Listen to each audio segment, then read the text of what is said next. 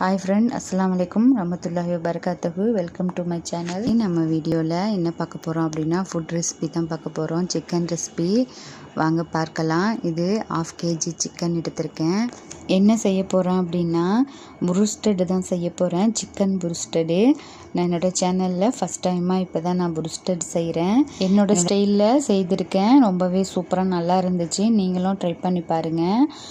Clean பண்ணி chicken எடுத்துக்கோங்க. First சிக்கனில் மசாலாலாம் கொடுத்து ஊற வச்சிடலாம்.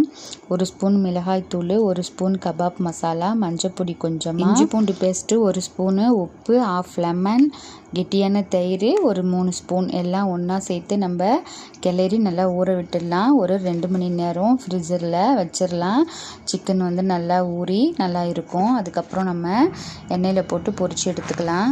நான் 2 மணி நேரம் கழித்து எடுத்துட்டேன். இப்போ இதுக்கு எண்ணெயில் போட்டு பொரித்து எடுக்க ஒரு 2 எக் எடுத்திருக்கேன். அதில் பெப்பர் பொடி, மிளகாய், சால்ட்டு சேர்த்து நல்லா மிக்ஸ் பண்ணி வச்சுக்கோங்க.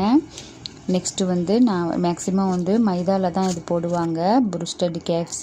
நான் இப்போ இதில் செய்ய போகிறேன் அப்படின்னா கார்ன்ஃப்ளவர் மாவும் அண்டு அரிசி மாவில் தாங்க செய்ய போகிறேன். எண்ணெயை அடுப்பில் வச்சு சூடு பண்ணிக்கலாம். இப்போ நம்ம ரெடி பண்ணிடலாம். நல்லா ஊறிடுச்சு சிக்கனு.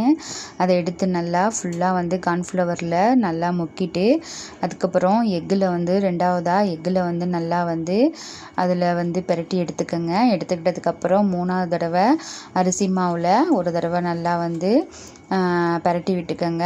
அதுக்கப்புறம் நல்லா மாவு ஒட்டிடும். அரிசி மாவில் 3ஆவதாக தான் டிப் பண்ணணும். அப்போ தான் வந்து நம்மளுக்கு கார்ன்ஃப்ளவர் வந்து கொட்டாமல் நல்லா அதில் கிடைக்கும். ஒட்டி நல்லா பாருங்கள், நல்லா வறுத்து எடுத்துகிட்டு நல்லா கிரிப்ஸியாகவும் இருந்துச்சு. நல்லா சூப்பராக அதே டேஸ்ட்டில் அதே மணத்தில் ரொம்பவே சூப்பராக இருந்துச்சுங்க. நான் ஃபஸ்ட் டைமாக செஞ்சு சாப்பிட்டோம். என்னுடைய ஹஸ்பண்டு அவங்க தான் கமெண்ட் கொடுத்தாங்க நல்லா இருந்துச்சு அப்படின்னு.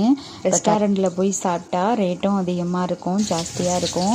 நம்ம வந்து திருப்தியாக சாப்பிட முடியாது. நம்மளுக்கு வேணும்னா பசங்களுக்கும் நம்ம வீட்டிலே செய்து கொடுத்துடலாம். என்னோடய சேனலில் ஆல்ரெடி நான்வெஜ் நிறைய போட்டிருக்கேன்.